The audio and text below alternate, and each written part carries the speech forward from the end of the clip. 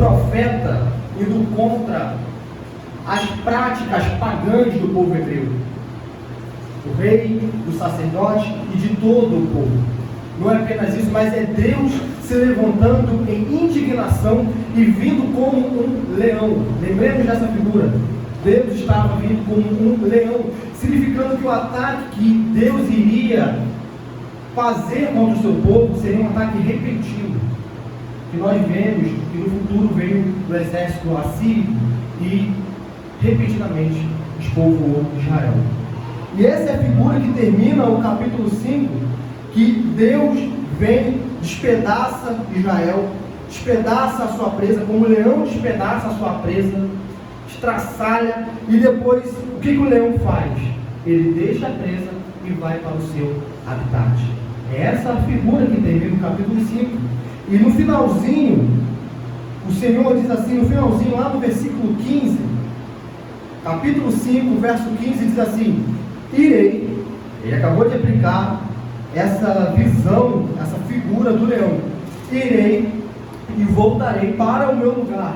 Ou seja, o leão voltou para o seu lugar, até um período de tempo, até que se reconheçam culpados e busquem a minha face, estando eles angustiados, cedo me buscarão. Essa é a figura. O Senhor veio repentinamente, aplicou juízo contra o seu povo, e o que veio em seguida? Veio em seguida o Senhor se retirar e aguardar o arrependimento genuíno, o arrependimento que nasce de um coração que foi tocado pelo Espírito Santo. E é assim que se inicia o versículo 1 do capítulo 6, que diz assim: vinde e tornemos para o Senhor, porque Ele nos despedaçou e nos sarará, fez a ferida e a ligará. Depois de 2 dias nos revigorará, ao terceiro dia nos levantará e viveremos diante dele. Conheçamos e prossigamos em conhecer ao Senhor. Como a alva, a sua vinda é certa. Ele descerá sobre nós como chuva será o dia que rega a terra. Que te farei, ó Efraim, que te farei, ó Judá, porque o vosso amor é como a nuvem da manhã e como o orvalho da madrugada que cedo passa. Por isso os abati por meio dos profetas, pela palavra na minha boca os matei, e os meus juízos sairão como a luz, pois misericórdia quero, e não sacrifício, e o conhecimento de Deus mais do que holocausto. Mas eles transgrediram a aliança com Adão, eles se portaram aleivosamente contra mim. Gileade é a cidade dos que praticam a injustiça manchada de sangue, como horta de saqueadores que espreitam alguém. Assim é a companhia dos sacerdotes, pois matam no caminho para se quem praticam abominações. Vejo uma coisa horrenda na casa de Israel. Ali está a prostituição de Efraim, e Israel está contaminado. Também tu, ó Judá, serás ceifado. Até aqui, meus irmãos.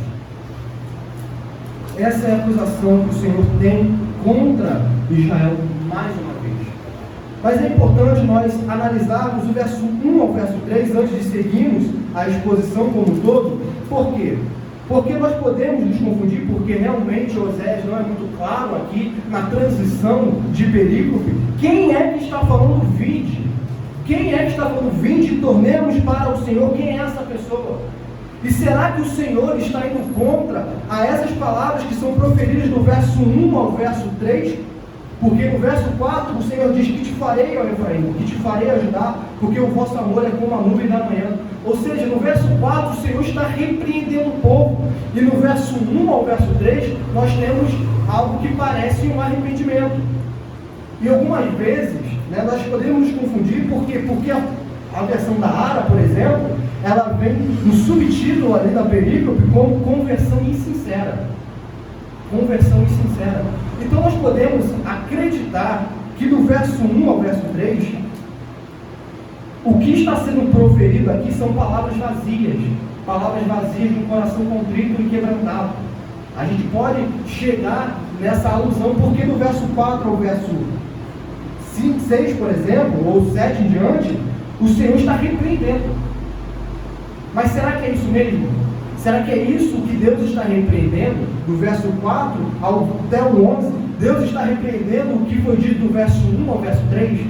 Será que é isso? Será que as palavras proferidas do verso 1 ao verso 3 são palavras vazias de arrependimento? Primeiro ponto que nós devemos analisar essa perícope é o que Deus diz que Ele requer do seu povo. O que Deus requer do seu povo? Está no versículo 15. Ele diz que Ele voltaria para o lugar dele e Ele aguardaria até que se reconheçam culpados e busquem a face dele. É o que diz o verso 15. E alguns vão dizer que no verso 1, por exemplo, não tem reconhecimento de culpa.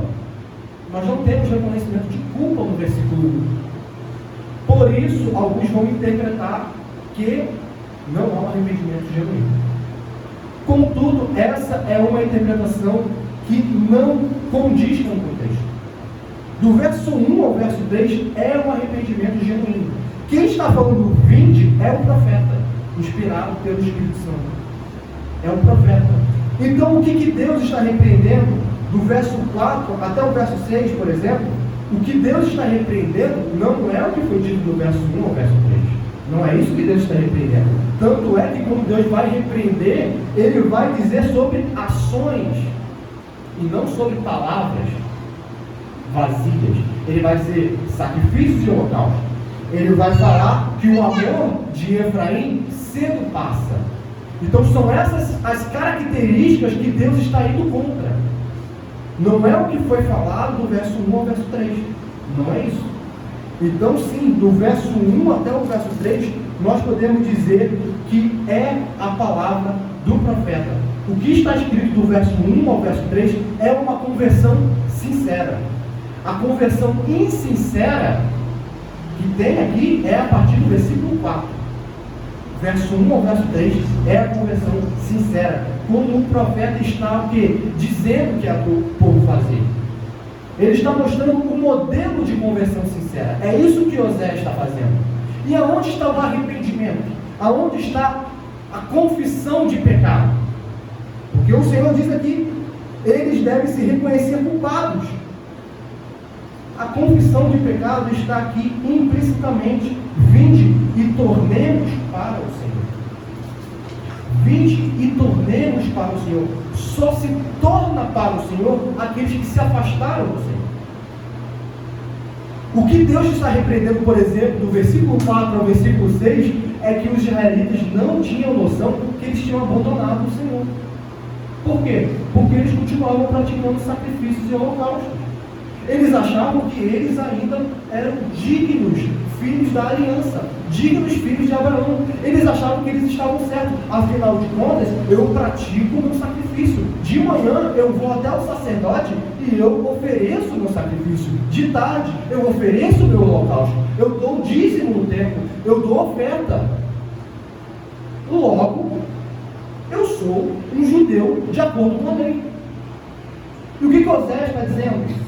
Oséias está dizendo para a geração dele que a geração dele é uma geração que não está com o Senhor. Ele está dizendo, a nossa geração se desviou, a nossa geração está longe do caminho do Senhor. Por isso, vinde e tornemos ao Senhor.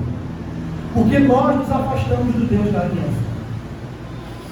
Nós nos afastamos do Deus que nos tirou da terra do Egito, do Deus que nos abençoou.